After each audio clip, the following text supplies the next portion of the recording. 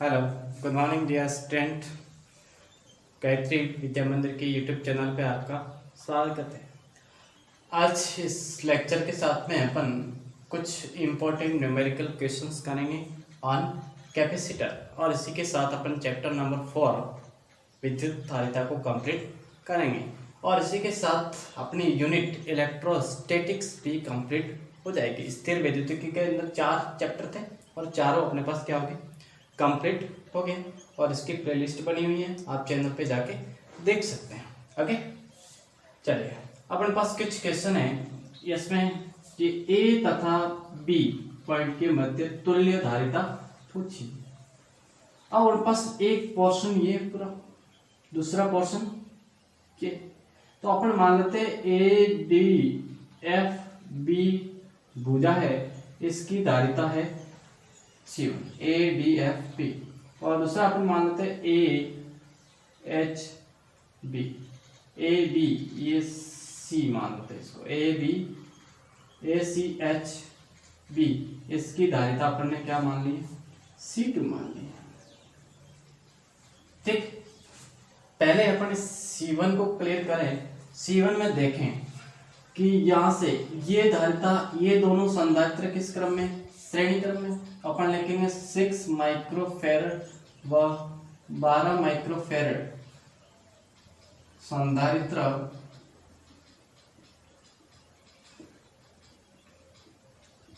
श्रेणी क्रम में, और इस श्रेणी क्रम में धारिता 1 अपॉन इसको मानता हूं सी डैश, और सी डैश इक्वल टू हो जाएगा 1/6 प्लस 1/12, तो हो जाएगा कितना, 1/c डैश इक्वल टू 12, 2 प्लस 1, then 1/c dash equal to 1/4। 1/4 का मतलब कितना है, 3/12, 4 तिया 12, तो c dash equal to 4 microfarad. कितना आएगा, इस दोनों का कितना आएगा, 4 माइक्रोफैरड। तो अपन कह सकते हैं अब आगे कि इससे प्राप्त c डैश व 4 माइक्रोफैरड किस क्रम में होंगे,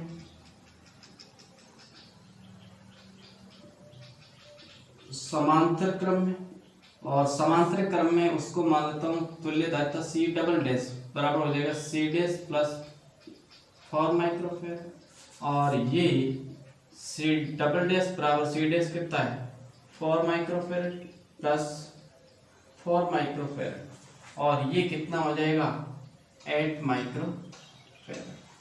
तो C डबल डैश बराबर 8 माइक्रोफैरड। ये तो बात की अपन ने, ये केवल कहां तक सॉल्व किया, ये। अब अपने पास देखिए C डबल डैश और 1 माइक्रोफैरड, कि C डबल डैश और 1 माइक्रोफैरड किस क्रम में है, श्रेणी क्रम में, और श्रेणी क्रम में, और उसको मानता हूं मैं अब C1, क्योंकि ए बी एफ भुजा का आप C बनेगा, वो हो जाएगा 1/1 microfarad plus 1/c double dash, then 1/c1 is equal to 1/1 plus 1/8, तो ये जाएगा 1/c1 इज इक्वल टू 8, ये ऐड तो 8 प्लस 1 हो जाएगा 9/8। It means C1 is equal to कितना हो जाएगा, 8/9 माइक्रोफैरड। तो ये धारिता हमारे पास एक भुजा की कितने आएगी, 8/9।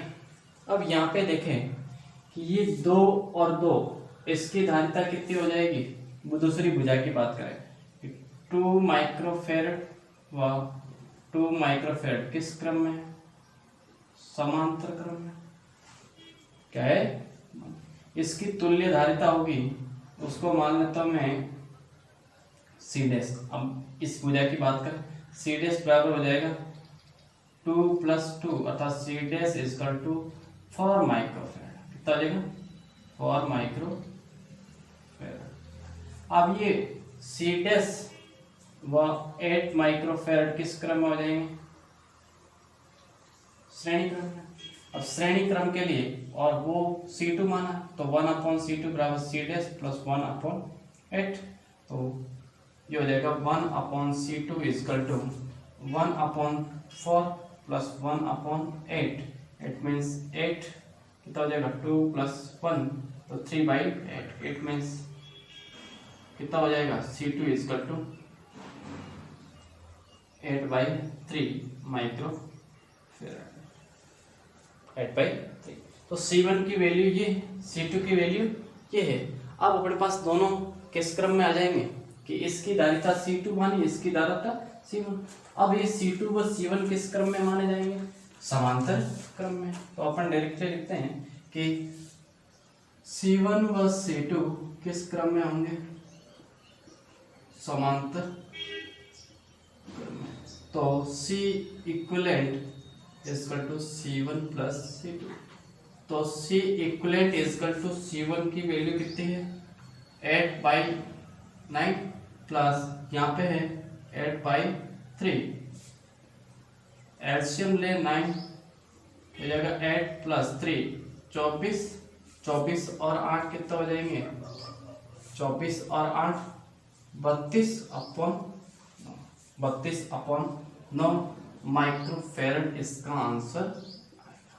ठीक है, तो कुछ इस प्रकार से क्वेश्चन भी अपन को पूछे जाते हैं। ठीक है, अब अपन दूसरा क्वेश्चन देखें। इंपॉर्टेंट क्वेश्चंस हैं।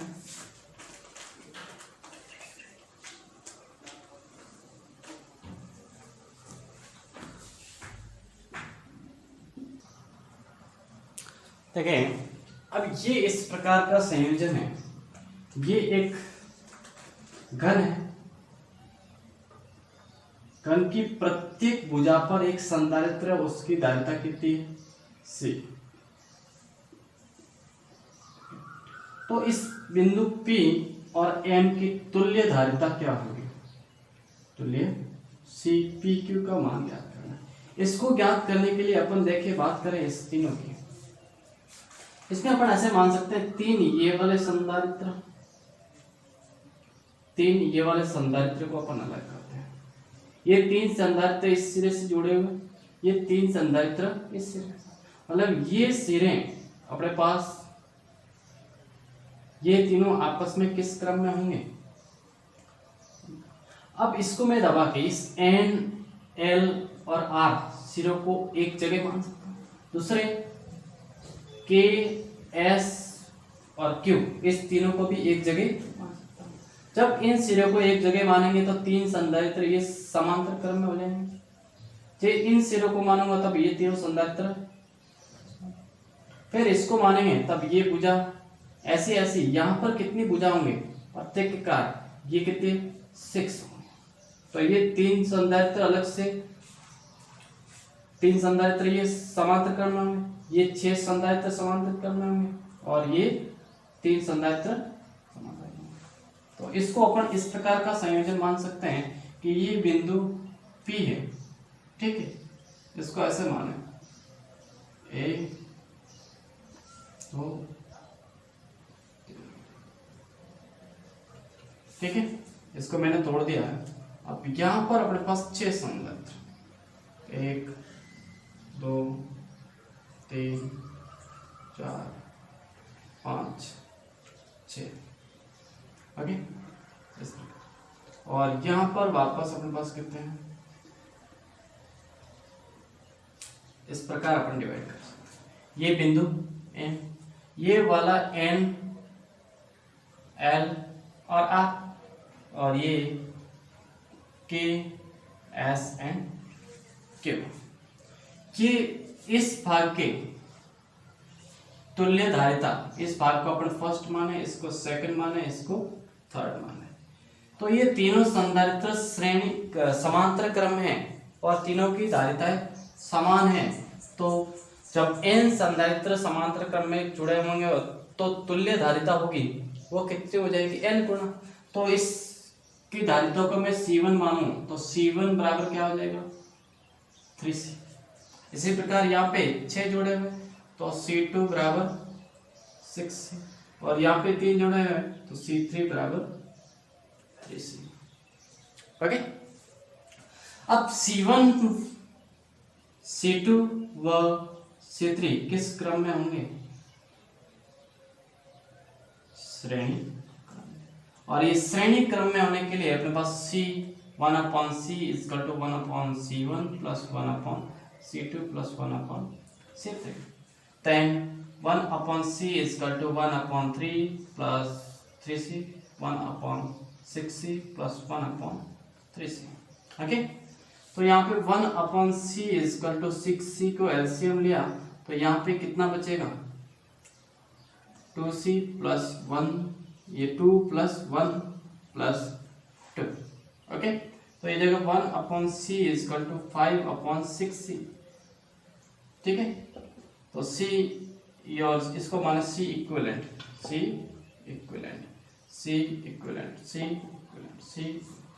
इक्विवेलेंट बराबर 6/5c। ठीक है, तो ये अपना पास इसका।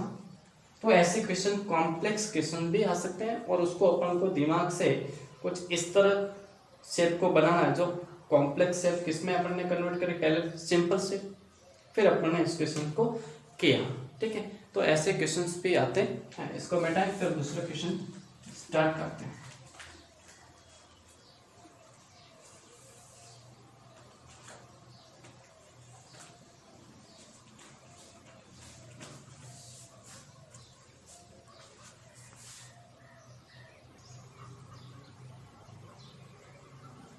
देखिए क्वेश्चन इस प्रकार का है कि संधारित्र को धारिता ज्ञात कीजिए जब प्लेटों के क्षेत्रफल a है और मध्य दूरी, ये प्लेट फिक्स है, इसका एरिया a है, इसका एरिया भी a है, इसके बीच की दूरी डिस्टेंस d है, तो ये भी डिस्टेंस क्या है d है। ओके, अब ये कैसे संधारित्र है, समांतर प्लेट संधारित्र, और समांतर प्लेट संधारित्र की धारिता जब वायु परी हो तब होते a epsilon naught upon d, लेकिन जब परावैद्युत पदार्थ भर दिया जाए तब c इक्वल टू होता है a epsilon not epsilon r upon t। Okay, अब इसको समझे, यहाँ पे ये क्रम किस प्रकार का है, ये क्रम किस प्रकार का, चलो छोड़ो, अपन धारिता की बात करें कि ये इसका संपूर्ण क्षेत्रफल a है, इसका आधे भाग पर एप्सिलॉन r है और इसके आधे भाग पर एप्सिलॉन r, इसका एरिया a है, इसके आधे भाग पर एप्सिलॉन r1 है और आधे भाग पर एप्सिलॉन r2 है। ठीक है, ये चीज आप जानते हैं। ओके, हाँ, अब पहले वाले में देखें अपन, पहले वाला जो क्रम है वो किस क्रम में कहा जाएगा कि क्षेत्रफल को आधा आधा कर दिया, ये कौन सा क्रम होगा, समांतर क्रम, और ये कौन सा क्रम है, श्रेणी क्रम। ठीक है, तो पहला अगर बात करें समांतर क्रम के, पहला चित्र में बात करें समांतर क्रम में, तो समांतर क्रम में एप्सिलॉन r1 को मैं c1 मानूं तो c1 बराबर हो जाएगा a epsilon not epsilon r1 upon area divide हो गया तो c1 इक्वल टू 2d। इसी प्रकार c2 इक्वल टू कितना हो जाएगा a epsilon not epsilon r2 upon 2d, a/2 किया, a/2।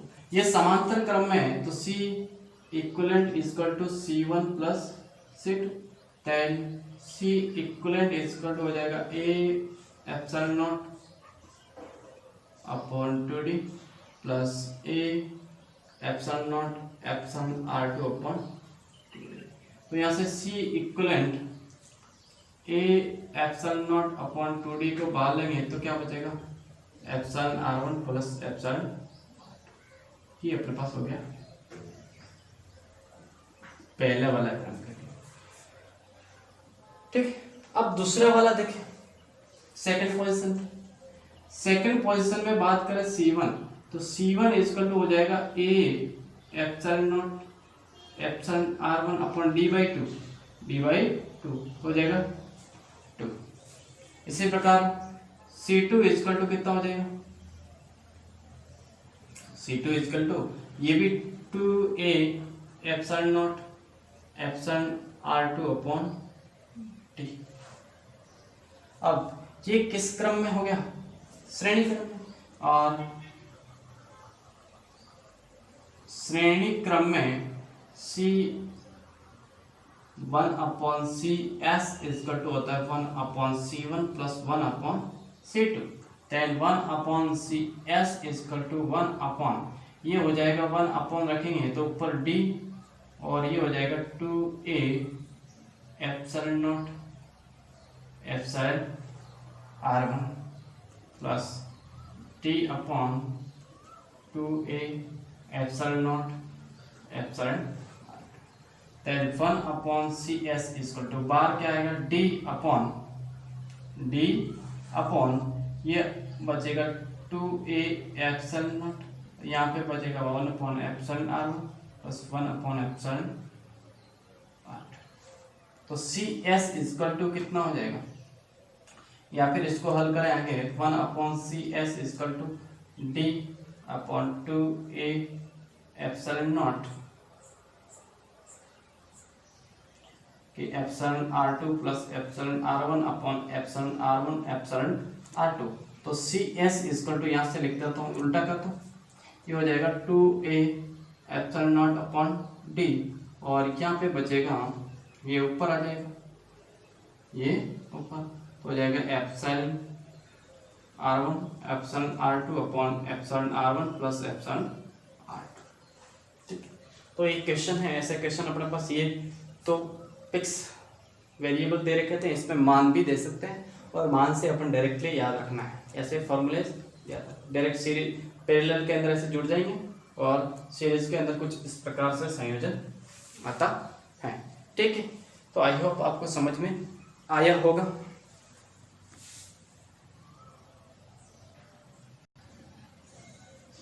ठीक है, अपना इस चैप्टर का लास्ट क्वेश्चन चल रहा है कि अपने पास एक छोटी छोटी बूंदें हैं, एक छोटी बूंद की त्रिज्या अपन ने मान की है R1 और ऐसी कितनी बूंदें 125 बूंदें हैं और उसको मिला के एक बड़ी बूंद बनानी चाहिए, उसकी त्रिज्या अपन ने मान ली कितनी R2।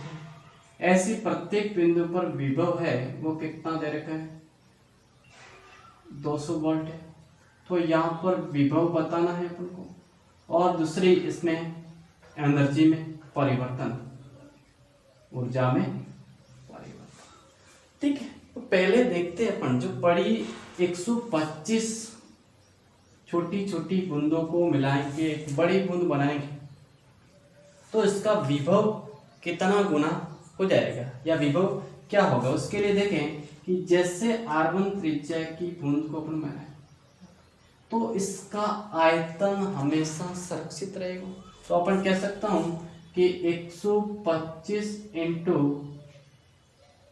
छोटी बूंद का आयतन बराबर बड़ी बूंद का आयतन। ठीक है, तो मैं लिख सकता हूं 125 इंटू 4/3 पाई R1 क्यूब बराबर 4/3 पाई R2 क्यूब। तो यहां से अपने पास हो जाएगा 125 R1 क्यूब बराबर R2 क्यूब। तो यहां से मैं लिख सकता हूं 5R1 बराबर R2। घन ले लो 5 का क्यूब 25, 25 इंटू 5 125। ठीक है, 5 का क्यूब होता है 125। ठीक है, तो 5R1 बराबर R2 आएगा। आप विभव देखें, विभव V इक्वल टू क्या होता है, V equal to 1/4 pi epsilon naught Q upon R1 V1। ठीक है, और बड़ी बूंद का V2 मानते हैं V2 और वो कितना है 1/4 pi epsilon naught Q upon R2 Q upon R2। अब Q अपॉन R2 करेंगे अपन,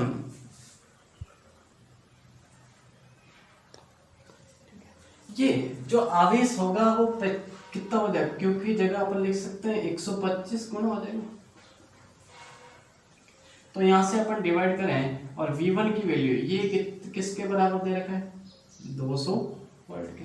तो अपन लिखे V2 upon V1, V2 upon V1 तो ये क्या 1/4 pi epsilon naught 125 Q upon R2 upon 1/4 pi epsilon naught जो हो जाएगा Q अपॉन ये सारा कैंसिल, Q से Q cancel out, then V2 upon ये 200 बराबर कितना बचेगा 125 अपॉन R2 इंटू R1। अब R2 या R1 अपॉन R2 लिखना चाहे तो R1 अपॉन R2 कितना हो जाएगा 1/5 तो हो जाएगा V2 अपॉन 200 बराबर 125/5। तो V2 बराबर 125/5 कितना हो जाएगा 25 इंटू 200, 25 दूना 50 मतलब 5000 वोल्ट। कितना हो जाएगा 5000 वोल्ट बड़ी बूंद पर विभव। तो इस पर विभव 200 वोल्ट है तो इस पर कितना हो जाएगा 5000 वोल्ट। अब अपन को देखना ऊर्जा में परिवर्तन। ऊर्जा आपको पता है यहाँ पे क्या दे रखा है किस रूप में है, केवल वोल्टेज के रूप में। और वोल्टेज के रूप में ऊर्जा का फॉर्मूला अपन अगर छोटी बूंद का मान है U1 तो U1 बराबर 1/2 C1 V1 स्क्वायर और C1 बराबर गोलीय बूंद C1 बराबर होता है 4 पाई एप्सिलॉन नॉट इंटू R1। तो U1 बराबर हो जाएगा 1/2 into 4 pi epsilon not R1 into V1 का इक्वेशन नंबर फर्स्ट। इसी प्रकार U2 बराबर 1/2 ये हो जाएगा 4 पाई epsilon not R2 into V2 square equation number 2। अब U2 अपॉन अपन क्या करें U2 ज्ञात करना तो U2 अपॉन U1 ये 1/2 4 पाई एप्सिलॉन नॉट R2 की जगह मैं लिख सकता हूँ 5R1 इंटू V2 का स्क्वायर और यहाँ पे हो जाएगा 1/2 4 पाई epsilon not R1 into V1 square. ये R1 कैंसिल है, ये सारा कैंसिल आउट। तो U2 अपॉन U1 बराबर कितना हो जाएगा 5, एक तो आ गया 5। अब V2 अपॉन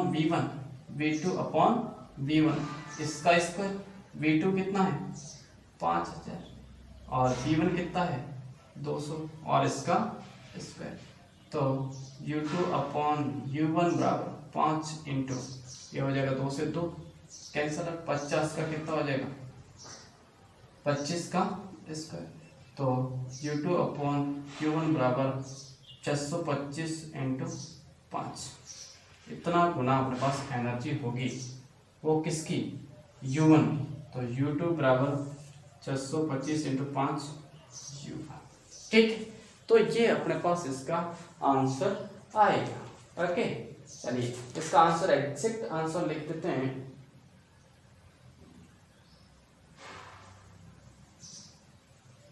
हाँ लेकिन एनर्जी एक चीज और कि एनर्जी होगी वो U1 होगी ये कितनी गुना होगी 125 गुना कितने 125। तो अपन जो टोटल एनर्जी होगी U1 की तो U1 बराबर कितना 125। तो यहाँ पे अपने पास कितना लिखेंगे 125, यहाँ पे 125 तो यहाँ पे भी 125 तो यहाँ पे भी 125 25 तो 25 और यह भी कितना आएगा 25। तो U2 upon U1 equal to कितना आ जाएगा 25। अर्थात U2 है U1 की कितनी गुना हो जाएगी 25 गुना हो जाती है। तो जब अपन 125 छोटी छोटी बूंदों को मिलाकर बड़ी बूंद बढ़ाएंगे तो वोल्टेज होगा वो 200 का कितना हो जाएगा 5000 और एनर्जी होगी वो 25 गुना बढ़ जाती है। ठीक है, तो आई होप आपको समझ में आया होगा और पूरी प्लेलिस्ट को आप इसमें देखें। ठीक है, समझे। धन्यवाद। आप अपनी इलेक्ट्रोस्टैटिक कंप्लीट हो गए।